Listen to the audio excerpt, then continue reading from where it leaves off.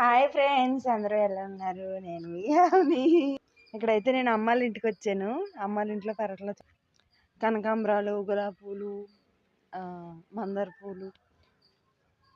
ఇది అమ్మాళ్ళ ఇల్లు back side. చెల్లి చూడండి, అది మా చెల్లి, నా తర్వాతది.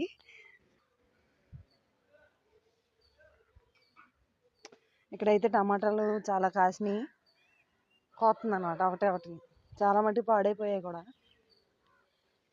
ఇదిగో ఇది వామ చెట్టు, ఇవి అట్టి చెట్లు. ఇది మా చెల్లి చూడే. బాత్రూమ్ మామిడికే వచ్చిందే, మామిడికే వచ్చింది.